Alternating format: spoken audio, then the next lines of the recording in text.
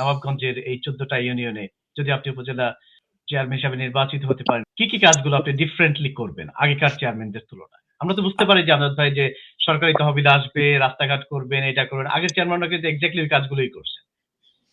কিন্তু আপনার এই কানাডার অভিজ্ঞতা, দীর্ঘদিনের অভিজ্ঞতা, আপনি একজন সিনিয়র পলিটিক্যাল পারসন হিসেবে কি কি কাজ ডিফারেন্টলি করবেন তাদের তুলনায়, প্লিজ? ডিফারেন্টলি করার আমি যে সমস্ত জিনিসগুলি আমি খুব অভাব অনুভব করছি, একজন উপজেলা চেয়ারম্যান যদি ইচ্ছা করে তার গতানুগতিক কাজের বাইরেও কিছু কিছু করতে পারে।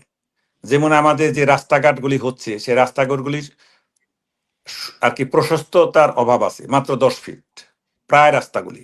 সেগুলি আমি চেষ্টা করব যাতে নাকি একটা গাড়ি আসতে পারে আর যাইতে পারে, এরকম প্রশস্ততা যেভাবে করা হয়, যত দরকার পড়লে 5টা রাস্তার পরিবর্তে 3টা রাস্তা করব, যাতে নাকি এবং মজবুত হয়, কাজটা তদারকি হয় ঠিক মতন, এবং কি কি কাজটা হবে পুরো একটা বোর্ড টানায় তার বিবরণ দিতে হবে। ওর মধ্যে জনগণ দেখবে কি কিভাবে কাজটা হচ্ছে, জনগণের অধিকার থাকবে। আর বিশেষ করে আমি যেগুলি নাকি দেখে আসছি, যেমন চেয়ারম্যান যারা আছে উপজেলার থেকে যত বরাদ্দ হয়, চেয়ারম্যানরা বরাদ্দ নেয় কিন্তু অনেক মেম্বাররাই জানে না। সম্পূর্ণভাবে আপনার ওপেন থাকবে, সবাই জনগণ জানতে পারবে এবং জবাবদিহিতার আওতায় থাকবে মেম্বার, চেয়ারম্যান, উপজেলা চেয়ারম্যান সবাই।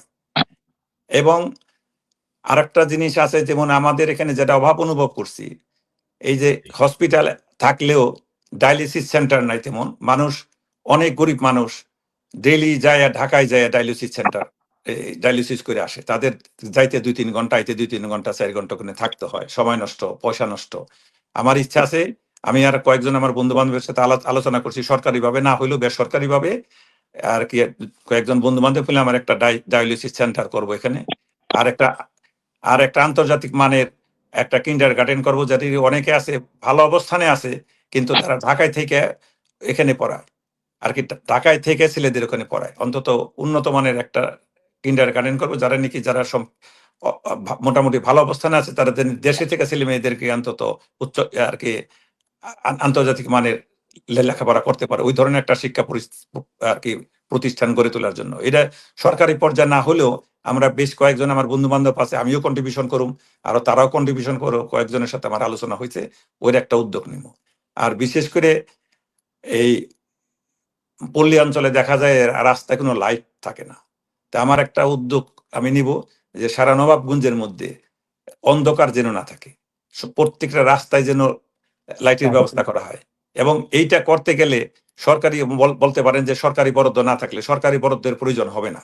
এটা আমি ওই অত্র এলাকার যে এলাকায় রাস্তাঘাট আছে, ওই এলাকার যারা নাকি ধনী আছে, বিদেশে থাকে, দেশে থাকে, আমি তাদের সাথে সম্পৃক্ততা করে, তাদের সাথে যোগাযোগ করে, তাদের কাছে কিছু অর্থ নিয়ে আমিও কিছু অর্থ বিনিয়োগ করে জানি এই ব্যবস্থার আমি সমাধান করব, এই ব্যবস্থা করব আর কি। এটা আমার একটাই।